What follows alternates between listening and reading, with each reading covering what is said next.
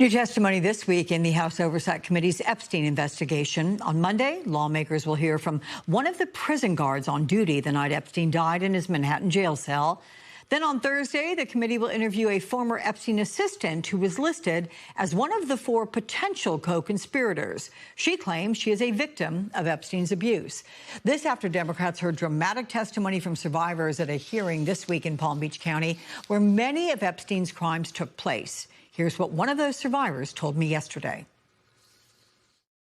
We know that Maria filed her first report in 1996. My abuse in 2004 was really the middle of that timeline. And then to see Rosa, who is talking about she was abused and raped while Jeffrey Epstein had an ankle monitor on. 5 years, I think she talked about? Yeah, for 5 years. And so you're talking about a timeline that spans from 1996 all the way to 2008, just in our testimonies alone, just in that room. And so there's so much within there that you can start to pick apart. Joining me now is Virginia Congressman James Walkinshaw. He serves on the House Oversight and Homeland Security Committees. Welcome back to the show, Congressman. So, one of the survivors who testified came forward for the very first time and said that Epstein raped her for at least 3 years, including while he was under house arrest. What other new points did the committee learn from the testimony of these women? Well, I think we heard decades of failure by the federal government, starting with Maria Farmer's report in 1996 that went seemingly ignored. And we heard from different women who were abused by Epstein and Ghislaine Maxwell at different times. Incredibly powerful testimony from Rosa that you shared there, who was abused while Epstein was serving the sentence from the sweetheart deal that he got from Alex Acosta. So it's really breathtaking, the scope and the length of these failures, time after time after time, the government failing to protect these women and girls. And I think our hearing in Palm Beach highlighted that. Yeah, heartbreaking, in fact. Oversight Democrats announced a new phase in the investigation, starting with the report claiming former Florida U.S. Attorney Alex Acosta allowed Epstein to continue his trafficking of young women. So what can we expect in this next stage? Well, I think what we released in that report was a demonstration of the way that after getting the sweetheart deal, while he was allowed to continue raping and abusing women and girls, Epstein then really took his trafficking ring global and started to recruit more girls and women from across the globe. So that sweetheart deal from Acosta had far-reaching implications. As you noted before this segment, we have a series of depositions and transcribed interviews starting tomorrow with Tova Noel, one of the prison guards. We're going to have Pam Bondi on the 29th, one of the potential co-conspirators, Bill Gates, Leon Black, a lot of meaningful depositions and interviews coming up. And look, our goal ultimately is accountability, so that anyone who was involved in these crimes or had knowledge of them is held accountable. And depending on their role, there'll be different kinds of accountability. But to get accountability, we got to have transparency. We still don't have full transparency. We don't have all the files. We have illegal redactions. We have key figures never interviewed by the FBI. And our investigation is trying to address all of that. So what do you want to ask Tova Noel tomorrow? Again, the prison guard, he'll be speaking with you.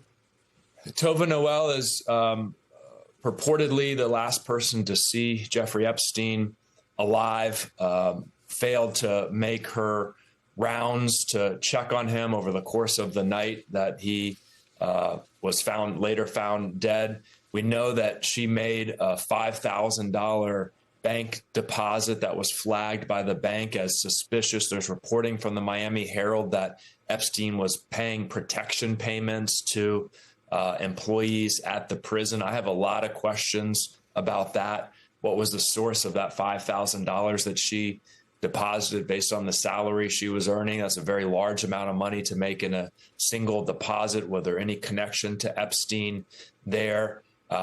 She was indicted, but made a plea deal, so didn't really face significant questioning and scrutiny. So our interview with her will give us the opportunity to ask questions about the night that Epstein was killed and everything leading up to it, the night that Epstein was found dead and everything leading up to it. And then you have Thursday, when the committee will interview Sarah Kellen, Epstein's personal assistant, who was named as one of the 4 potential co-conspirators in Epstein's 2007 non-prosecution agreement. Some survivors say Kellen participated in and or was complicit in their abuse, even as she says she, too, was an Epstein victim. How will the committee navigate this when questioning her?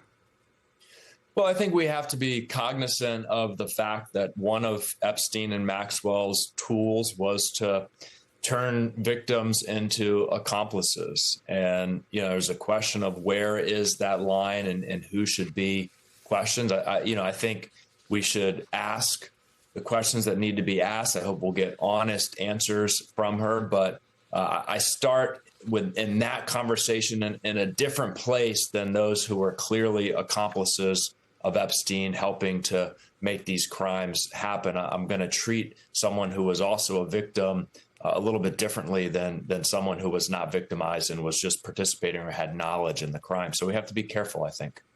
Okay, yeah, for sure. We're going to want to hear all that you uncover with the questioning there.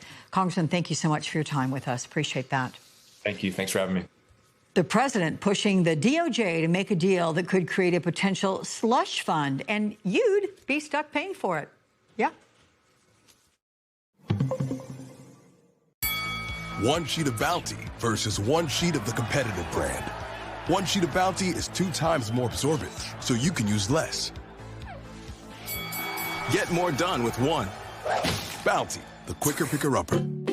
See the USA in your Chevrolet. The best way to see the USA starts in a Chevy SUV with room for the whole family.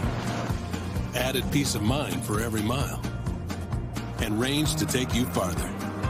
Now, well-qualified buyers can get 3.9% financing on all 2026 Equinox models for 60 months, plus no monthly payments for 90 days. And now, eligible military personnel can get $1,000 bonus cash on most Chevy models. Layla is 10 years old. She's my youngest daughter. When they first told us about the diagnosis, they told us it was a bone cancer, and we just couldn't.